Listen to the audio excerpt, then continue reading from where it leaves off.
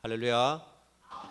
오늘도 주님의 이름으로 환영을 축복합니다. 우리 옆에 분들과 한번 인사할까요? 자, 우리 고사리 인사 한번 합시다. 고맙습니다.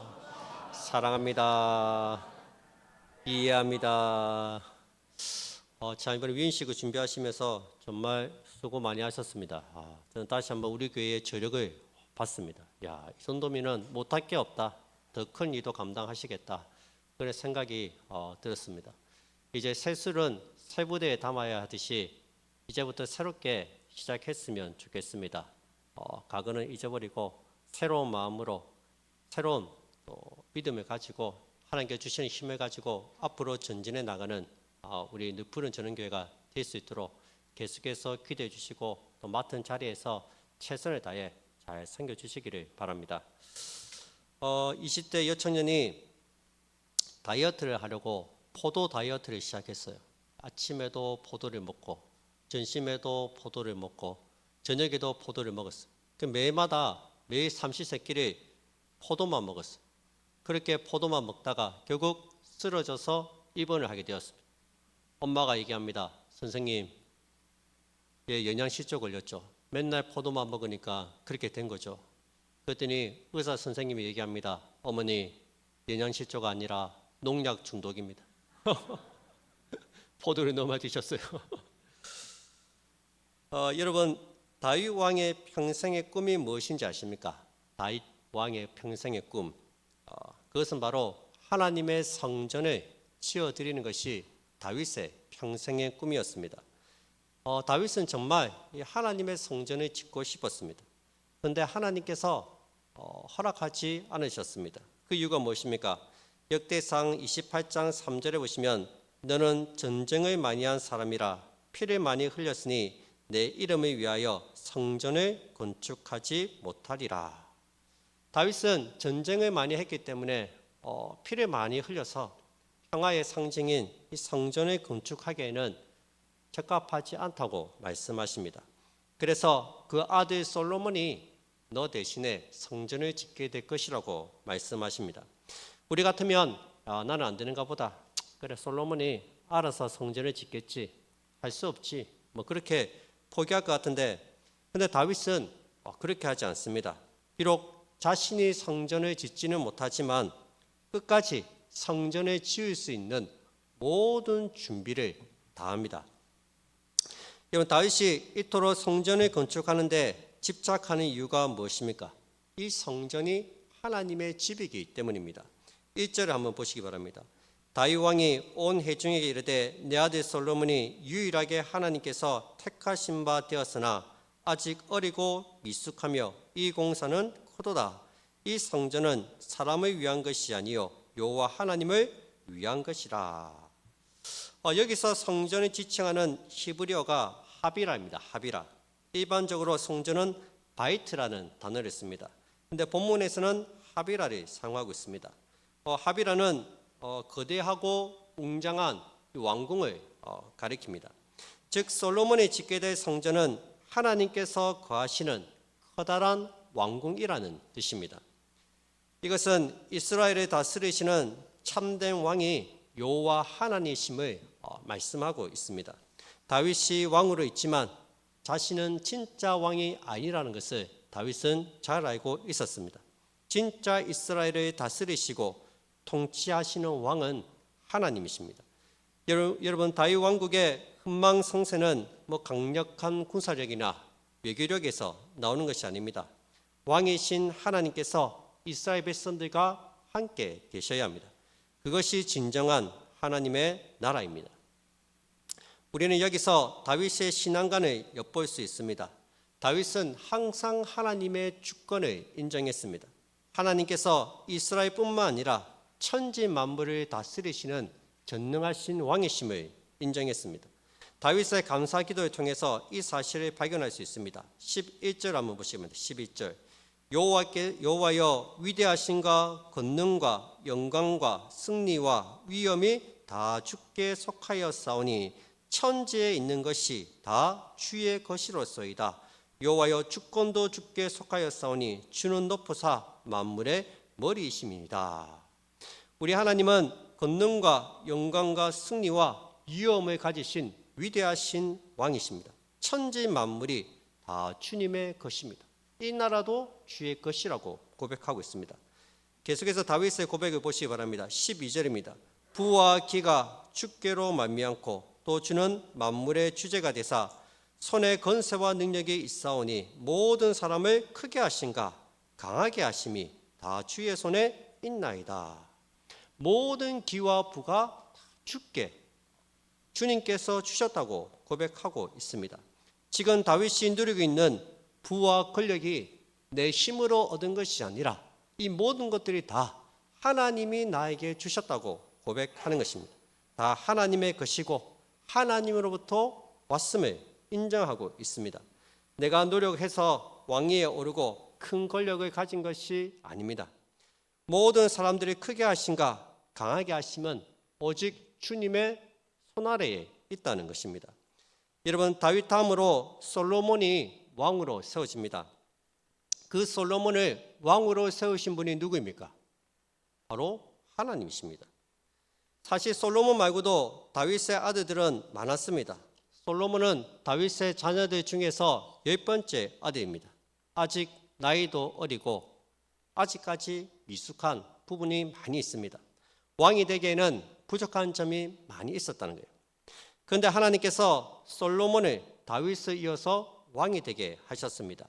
다시 1절에 보시면 다윗 왕이 온 회중에게 이르되 네 아들 솔로몬이 유일하게 하나님께서 택하신 바 되었으니 아직 어리고 미숙하며 이 공사는 크도다. 여러분, 지금 성전을 건축해야 합니다. 다윗이 일평생 성전을 짓기 위해서 얼마나 많이 준비했습니까? 근데 그 아들 솔로몬이 이것을 망치면 안 되잖아요. 그동안 준비한 게 헛수고가 됩니다. 다윗도 솔로몬을 보면서 걱정이 많이 되었어요. 솔로몬을 보니까 아직 나이도 어리고 아직까지 좀 미숙해 보이고 부족해 보이고 얘가 과연 잘할 수 있을까? 아버지가 아들을 보니까 너무 걱정이 되었습니다. 그런데 하나님께서 솔로몬을 주권적으로 선택하시고 왕으로 세우셨습니다. 솔로몬을 통해서 성전을 건축하겠다고 말씀하십니다. 여러분, 성전은 솔로몬이 짓는 것이 아니라 하나님께서 지으시기 때문입니다. 사실 다윗도 사람들이 보기에는 왕이 될 상이 아니었습니다. 집안도 변변치 않았고 아버지 이삭도 선지자 사무엘이 왔을 때 다른 형제들은 다 불러놓고 다윗만 안 부른 거예요. 아버지가 보기에도 다윗은 왕이 될 만한 그런 감이 못 되었기 때문입니다. 그런데 하나님께서는 다윗의 중심을 보시고 어린 다윗을 이스라엘의 왕으로 삼으셨습니다. 그런 왕이 된 다윗은 뭐 100전짜리 왕이었습니까? 아니죠. 자기의 욕망을 채우기 위해서 밧세바를 건드렸습니다. 가정에 있는 유부녀를 건드린 거예요. 그 남편은 충신 중에 충신이었습니다. 그런데 자신의 범죄를 숨기기 위해서 전쟁터에 보내서 죽여버렸습니다. 완전히 한 가정을 파탄시켰습니다. 왕위에 있는 동안도 위기가 많이 있었습니다. 자기 아들 압살롬이 반역을 하고 결국 그 사랑하는 아들을 잃습니다. 말년에는 하나님을 온전히 신뢰하지 못하고 인구조사를 합니다. 이것이 하나님께 큰 죄가 되어서 그 인구조사로 수만 명이 목숨을 잃습니다. 여러분, 이 정도라면 당장에 촛불을 들고 탄핵을 해야 됩니다. 이런 왕이라면 가만 놔두면 안 돼요. 빨리 내려오라고 광화문 가가지고 촛불 들고 시위를 해야 돼요. 그런데도 하나님께서는 신실하게 다윗을 붙잡으시고 다윗을 이스라엘의 왕으로 끝까지 세워주셨다는 거예요. 다윗이 인생 말년에 자신의 인생을 돌아보니까 하나님께서 부족한 자기를 붙들고 왕으로 세웠음을 깨달은 것입니다. 인생의 생사화복을 주관하시고 사람을 높이시고 낮추시는 것이 다 하나님의 손 아래 있음을 깨닫게 된 것입니다. 그리고 그가 고백을 하고 있습니다. 다시 12절을 보시기 바랍니다. 부와 기가 주께로 말미암고 또 주는 만물의 주제가 되사 손에 건세와 능력이 있사오니 모든 사람을 크게 하신가 강하게 하심이 주의 손에 있나이다. 결국에는 하나님의 손 아래 있다는 거예요. 천지 만물이 주님의 손 아래 있다는 거예요. 우리 주님이 말씀하셨죠. 참새 한 마리도 하나님께서 허락하시지 않으면 땅에 떨어지지 않는다고 말씀하셨습니다. 주님은 우리의 머리털까지도 다 살고 있다고 말씀하셨습니다. 하나님이 우리를 세우시고 하나님이 우리를 크게 하십니다. 하나님이 우리를 인정해 가신다는 거예요. 세상을 너무 두려워하지 마세요. 혹시 저 사람한테 밑보이면 내가 승진을 못하는 거 아닌가? 야, 내가 저 사람 기분을 좀 맞춰줘야 되는 거 아닌가? 내가 술 한잔 해야 되는 거 아닌가? 우리 세상 눈치를 너무 많이 봐요. 그 사람이 힘 있는 게 아니고 결국에는 하나님이 세우시는 거예요. 하나님이 폐하시고 하나님이 세우시고 하나님이 높이신다는 거예요. 이 사실을 잘 기억해야 됩니다. 그 사람들이 여러분들의 미래를 결정하지 않는다는 거예요. 여러분들의 모든 인생은 다 하나님의 손 아래에 있습니다. 여러분 어디 내 뜻대로 일이 된 적이 있었습니까? 내 뜻대로 일이 되었으면 우린 벌써 망했습니다. 하나님께서 우리를 붙잡아 주셨기 때문에 저와 여러분들이 여기까지 오게 되었다는 거예요. 여러분 토기장이가 진흙을 가지고 도자기를 만드는 모습을 한번 보세요. 손으로 진흙을 가지고 도자기를 만드는데 여기 뗐다가 붙였다가 저기 뗐다가 붙였다가 돌렸다가 이거를 반복하고 있어요. 뗐다 붙였다 뗐다 붙였다 돌렸다가 밟았다가 그렇게 해서 멋진 작품이 완성이 됩니다. 하나님께서 우리를 그렇게 인도해 가신다는 거예요. 일이 안 되는 것 같고 꼬이는 것 같고 답답하고 어렵고 근데 결국에는 하나님께서 인도하셔서 모든 것이 합력하여 선을 이루게 하신다는 거예요. 모든 것이 하나님의 전능하신 손 아래에 있기 때문입니다. 제가 이번에 위임식을 하면서 답사를 했듯이 신실하신 하나님께서 여기까지 저를 인도해 오셨습니다. 죄 많은 사람을 하나님 자녀로 삼아주시고 하나님의 종으로 불러주시고 주께서 피로 사신 교회를 저에게 맡겨주셨습니다. 목회자들은 아마 보니까 하나님께서 다 붙잡고 가시는 거예요. 하나님께서 세우시고 하나님께서 부르셨기 때문에 하나님이 다 책임을 지십니다. 여러분들 걱정 안 하셔도 돼요. 하나님이 다 책임지십니다. 저는 하나님께 은혜로 여기까지 왔음을 고백합니다. 저를 위해서 많이 기도해 주시기 바랍니다. 여러분들의 인생도 한번 돌아보시기 바랍니다. 하나님께서 붙잡고 여기까지 오지 않았습니까? 우리 인생도 다 보니까 이 하나님의 손 아래 있었다는 거예요. 여러분 이제 다윗이 성전을 건축하기 위해서 얼마나 많이 준비했는지 보시기 바랍니다. 2절 말씀입니다. 내가 이미 내 하나님의 성전을 위하여 힘을 다하여 준비하였나니 곧 기구를 만들 금과 은과 녹과 철과 나무와 또마노와 가공할 검은 보석과 채석과 다른 모든 보석과 옥들이 매우 많으며 다윗이 어떻게 준비했습니까? 힘을 다하여 준비했다고 말씀하고 있습니다. 힘을 다했다는 것은 내 능력 안에서 내가 할 수 있는 모든 것 최선을 다해서 하나님께 준비했다는 거예요. 금은 보석 온갖 좋은 것들을 많이 준비했습니다. 여러분 하나님의 성전에 바치는 것은 좋은 것을 드려야 됩니다.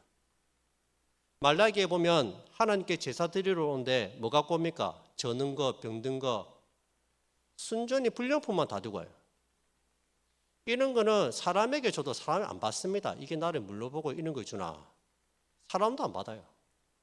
그런 중고품 쓰다만 거 여러분 하나님께는 항상 최선의 것을 드려야 됩니다. 최고의 것을 드려야 됩니다. 예배도 최선을 다해서 예배를 드리고 찬양도 최선을 다해서 불러야 됩니다. 기도도 최선을 다해서 기도를 준비해야 됩니다. 섬김도 최선을 다해서 섬겨야 됩니다. 하나님께서는 항상 최선의 것을 드려야 됩니다. 저는 설교도 최선을 다해서 준비합니다. 그냥 허투루 하는 거 하나도 없어요. 다 준비합니다. 최선을 다해서 하나님 앞에서 하는 설교이기 때문에 대충 시간 때우려고 설교하지 않습니다. 내가 할 수 있는 건 최선을 다해서 하는 거예요. 그래야지 하나님이 받으시기 때문입니다. 다윗은 힘을 다해서 준비했고 또 개인적으로도 자신이 소유한 예물도 드렸습니다. 3절 4절입니다. 성전을 위하여 준비한 이 모든 것 외에도 내 마음이 내 하나님의 성전을 사모함으로 내가 사유한 금, 은으로 내 하나님의 성전을 위하여 드렸노니 곧 오벨의 금 3,000달란트와 수는 7,000달란트라. 오늘날로 치면은 금이 110톤, 은이 260톤입니다. 엄청난 양입니다. 별로 놀라시지 않네요. 이 정도 금은을 집에 있죠. 금은. 당시 고대 왕들은 재난을 당하거나 혹시나 적이 침입해서 도망갈 때를 대비해서 많은 금은 보석들을 이렇게 가지고 있었습니다. 적의 공격으로부터 왕위에서 쫓겨날 수 있으니까 미리 준비를 해두는 거예요. 다윗이 얼마나 하나님의 성전을 준비했든지 국가적으로도 준비를 하고 자기 집에 있는 자기 소유의 금은 보석도 다 하나님께 드리는 거예요. 다윗이 드리자 가만히 있을 수가 있습니까? 각 지파의 지도자들과 참모장과 백부장, 오늘날로 치면 중직자들이죠. 야, 단임 목사님 드리는데 가만히 있을 수 있겠나? 우리도 드려야지. 하나님께 드립니다. 즐거이 드립니다. 즐거이. 6절 7절입니다. 이에 모든 가문의 지도자들과 이스라엘 모든 지파와 지도자들과 천부장과 백부장과 왕의 사무관이 다 즐거이 드리되 하나님의 성전 공사를 위하여 금 5천 달란트와 금 10,000다리, 은 10,000달란트와 놋 18,000달란트와 철 10만 달란트를 드리고. 중직자들만 드리면 됩니까? 백성들도 가만히 있으면 안 되겠죠. 누가 시키지도 않았는데 자원해서 드립니다. 9절입니다. 백성들은 자원하여 드렸으므로 기뻐하였으니 곧 그들이 성심으로 여호와께 자원하여 드렸으므로 다윗 왕도 심히 기뻐하니라. 다윗은 이 지도자들과 백성들이 자원해서 드린 것을 보고 굉장히 기뻐했습니다. 내가 드리라고 한 것도 아닌데 기쁨으로 드리니까 기쁜 거예요. 이것은 무슨 말입니까? 하나님께서 백성들이 드린 예물을 기쁘게 받으셨다는 거예요. 여러분, 여기서 중요한 것은 예물을 바쳤다는 게 중요한 게 아니에요. 예물의 양이 중요하지 않습니다. 중요한 건 뭡니까? 하나님께서 백성들이 드린 예물을 기쁘게 받으셨다는 게 중요해요. 우리가 드려도 받지 않으면, 하나님이 안 받으면 소용이 없습니다. 가인과 아벨의 제사를 보세요. 하나님께서는 아벨의 제사는 받으셨지만 가인의 제사는 받지 않으셨습니다. 하나님께 드린다고 하나님이 다 받는 거 아닙니다. 하나님이 받는 게 있고 하나님이 안 받는 게 있습니다. 하나님께서 백성들의 예물을 받으신 이유가 무엇입니까? 본문에서 가장 많이 등장하는 것이 자원해서, 즐거이, 기꺼이 이 말입니다. 하나님은 자발적으로 드리는 것을 참 좋아하십니다. 항상 교회는 그렇습니다. 모든 섬김은 자발적으로 해야 됩니다. 즐거이 헌금하고 자원해서 섬기고 기쁨으로 섬기는 거예요. 누가 억지로 시키면 하기 싫어요. 그래서 저는 억지로 안 시킵니다. 이렇게 해주실 수 있습니까? 그냥 던지죠. 해주실 수 있겠습니까? 하셔도 되고 안 하셔도 됩니다. 감동이 있으면 하시면 되고 자기가 복을 받는 거죠. 기쁨으로 섬기면 하나님이 그 기쁨을, 그 섬김을 받아주시니까. 안 섬겨도 어쩌겠어요. 본인 안 섬긴다는데. 하나님께서는 기쁨으로 자발적으로 섬기는 그 기쁨을 기쁘게 받으십니다. 여러분, 우리 하나님이 돈만 주면 좋아하시는지 아십니까? 천하 만물이 주의 것입니다. 주님은 우리의 마음을 받으시기 원하십니다. 마음. 다윗은 내 마음이 내 하나님의 성전을 사모함으로 내가 사유한 금은으로 내 하나님의 성전을 위하여 드렸다고 말씀하고 있습니다. 다윗은 먼저 자기 마음을 드린 거예요. 자기 마음을. 그리고 예물을 드렸습니다. 예수님께서는 부자가 드린 헌금보다 과부의 2렙돈이 더 크다고 말씀하셨습니다. 여러분, 하나님께서 받으시는 것은 우리의 마음입니다. 우리 자신입니다. 성경에는 하나님께서 아벨과 그의 제물은 받으시고 가인과 그의 제물은 받지 않았다고 말씀하고 있습니다. 가인을 받지 않았다고 합니다. 아벨과 그의 제물, 아벨은 받으셨다고 말씀하고 있습니다. 너 자신을 하나님께 드리라는 거예요. 네 마음을 하나님께 드리라는 거예요. 너의 중심을 하나님께 드리라는 것입니다. 여러분, 하나님께 여러분들의 마음을 드리시기 바랍니다. 진심으로 하나님을 사랑하고 그 받은 사랑에 감격해서 진심으로 하나님을 섬기시기 바랍니다. 하나님께서는 여러분들의 삶을 거룩한 산 제물로 받기를 원하십니다. 사실 물질을 하나님께 드리면 아까운 생각이 듭니다. 내가 어떻게 번 돈인데, 새벽부터 일어나서 저녁까지 일하면서 쇠 빠지게 일해서 번 돈인데 너무 아까운 거예요. 피와 땀이 묻은 돈입니다. 그런데 이 돈을 즐겁게 드릴 수 있었던 이유가 있습니다. 그 이유가 뭐죠? 이 모든 물질이 다 하나님께로부터 왔다는 것을 인정했기 때문입니다. 14절 보세요. 14절. 나와 내 백성이 무엇이기에 이처럼 즐거운 마음으로 드릴 힘이 있었나이까. 모든 것이 주께로 말미암았사오니 우리가 주의 손에서 받은 것으로 주께 드렸을 뿐이니이다. 16절입니다. 우리 하나님 여호와여, 우리가 주의 거룩한 이름을 위하여 성전을 건축하려고 미리 저축한 이 모든 물건이 다 주의 손에서 왔사오니 다 주의 것이나이다. 우리는 여기서 다윗의 또 다른 인생관을 엿볼 수 있습니다. 다윗은 자신이 받은 이 모든 것들이 다 누구에게 왔다고요? 하나님께로 왔음을 고백하고 있습니다. 이 모든 물건이 다 주의 손에서 왔사오니 다 주의 것입니다. 내 것이 아니라 하나님의 것이라고 고백하고 있습니다. 여러분, 내 것이라고 하면 못 드립니다. 아까워서 못 드려요.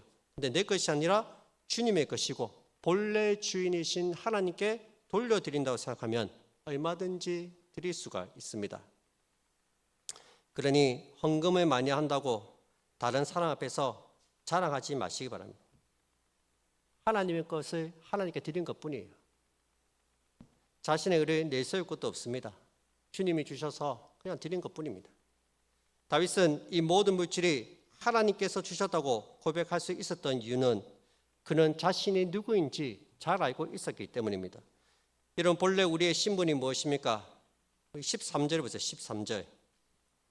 우리는 우리 조상들과 같이 주님 앞에서 이방 나그네와 거류민들이라 세상에 있는 날이 그림자 같아서 희망이 없나이다.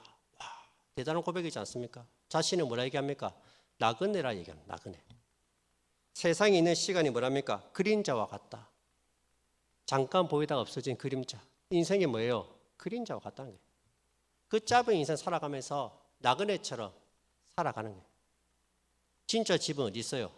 저 천국이 진짜예요. 저 천국이. 영원히 살아갈 저 집, 내 아버지 집, 저 천국에 있어요. 여기서는 나그네 삶. 여러분, 지금 다윗이 누구입니까? 이스라엘의 왕입니다. 왕. 한 나라의 왕입니다. 땅이 있고 백성들이 있는 왕입니다. 모든 백성들에게 존경받고 인정받는 왕입니다. 그런데 다윗이 뭐라고 고백합니까?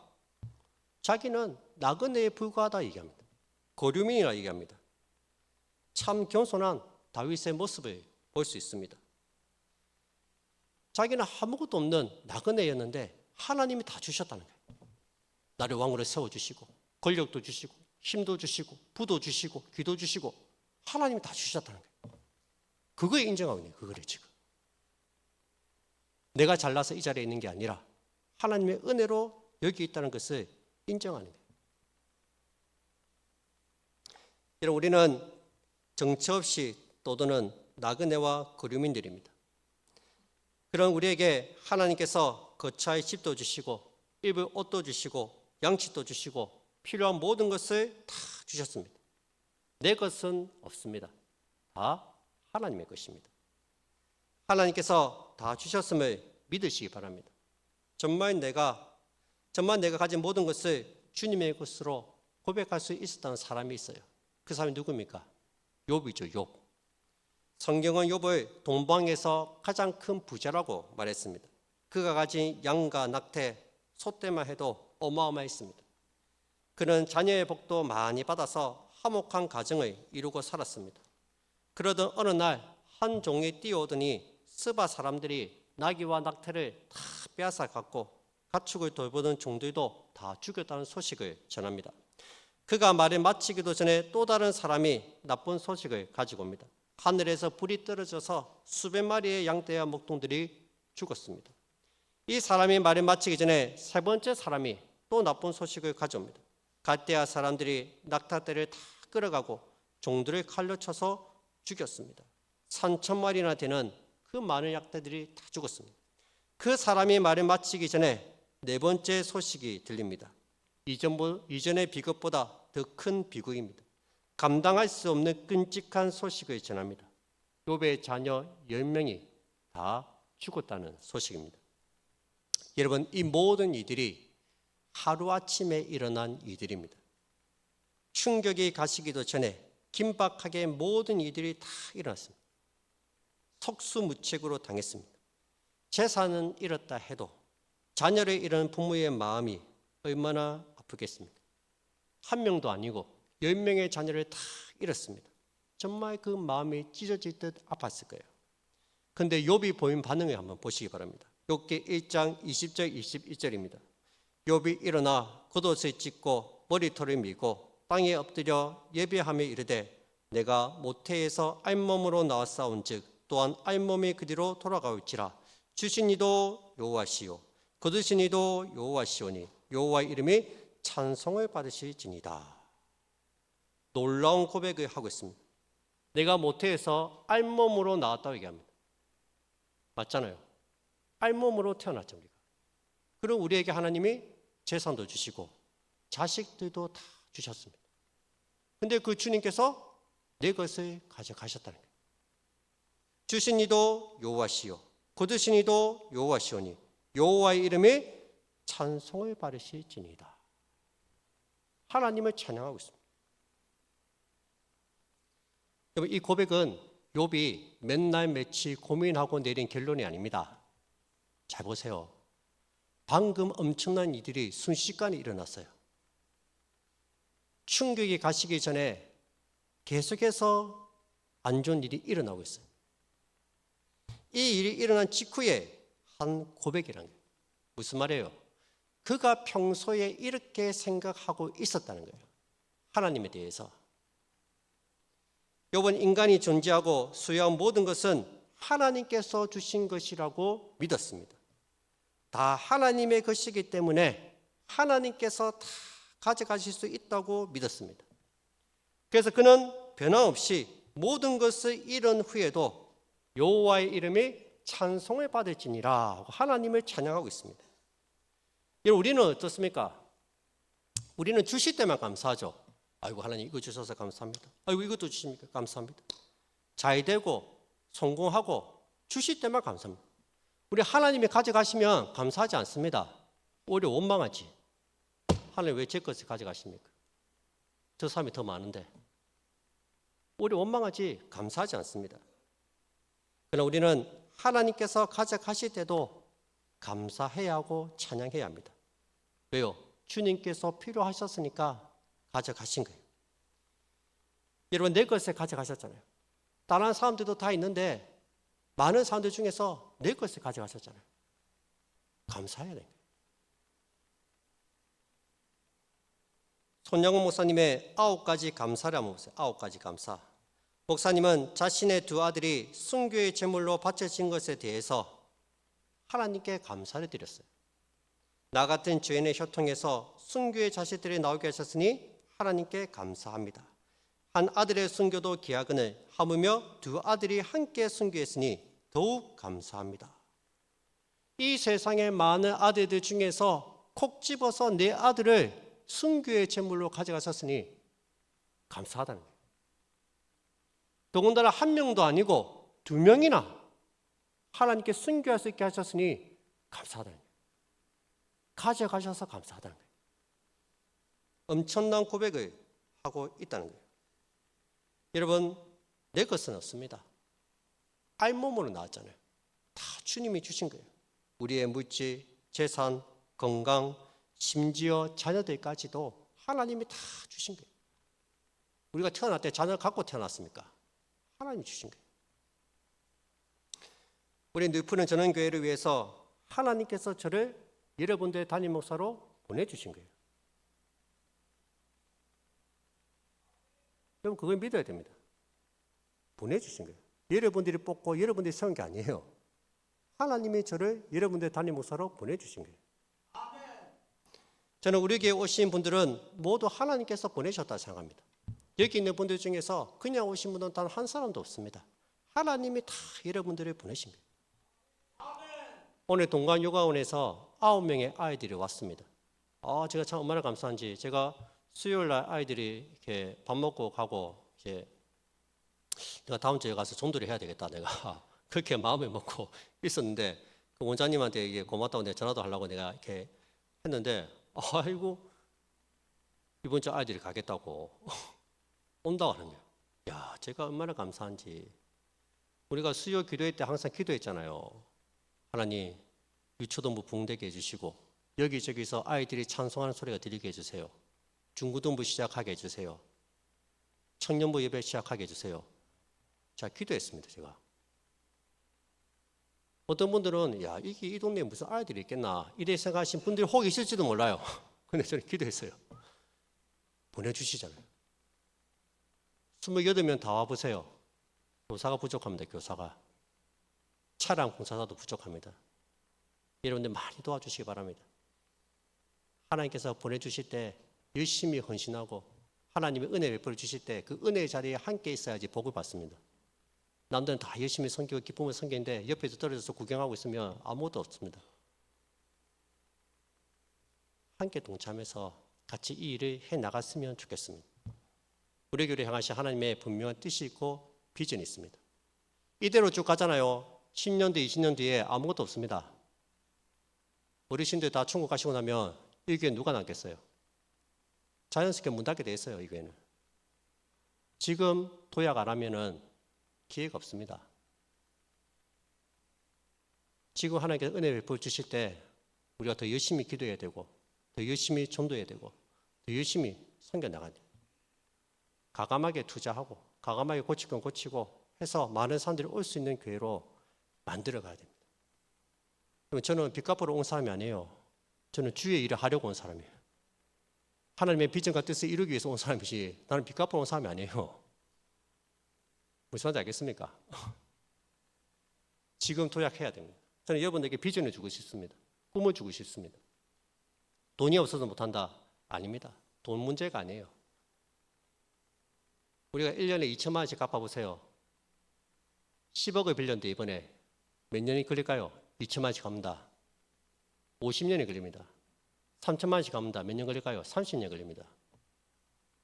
빚 갚을 생각은 없습니다. 저는. 그렇게 해서 일을 못해요. 과감하게 투자하고 기도하고 하나님 보내주실 때 준비하고 나가야 됩니다. 지금이 기회입니다. 제가 늘 얘기하잖아요. 지금이 우리 교회의 전성기라고. 지금부터가. 한국교회가 쇠퇴해가고 있을 때 이때 도약하지 않으면 우리는 더 빨리 쇠퇴할 수 있습니다.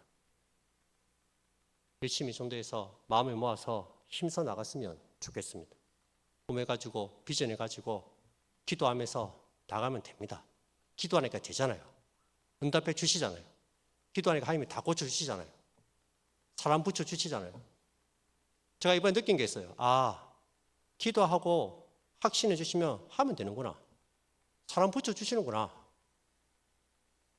필요한 물질 채워주시는구나. 아, 근데 걱정할 필요 없겠다.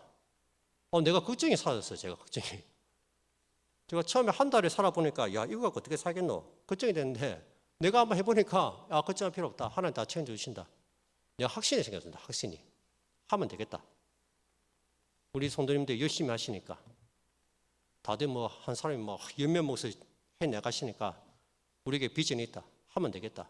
확신이 생겼습니다. 확신이. 우리가 천국 가기 전에 뭔가를 하고 가야 되지 않겠습니까? 뭔가 이뤄놓고 가야 되지 않겠어요? 우리 교회를 통한 하나님의 분명한 뜻이 있고 비전이 있습니다. 이 일에 함께 동참해 주시고 같이 기도해 주시기 바랍니다. 말씀 맺겠습니다. 욥은 하나님이 주셨다는 것을 늘 인정하며 살았기 때문에 그 엄청난 고난 앞에서도 변함없이 하나님을 잘 섬겼습니다. 우리가 이 사실을 기억한다면 우리가 이 땅에서 이겨내지 못할 고난은 없을 거예요. 자꾸 내 것을 잃었다고 생각하니까 힘든 거예요. 내 돈을 잃고 내 건강을 잃고 내 자식을 잃었다고 하니까 힘든 거예요. 내 게 아니고 하나님의 거예요. 하나님 거. 하나님이 가져가신 거예요. 하나님의 것을 하나님이 가져가셨다고 믿으시기 바랍니다. 인정하시기 바랍니다. 내 것은 없습니다.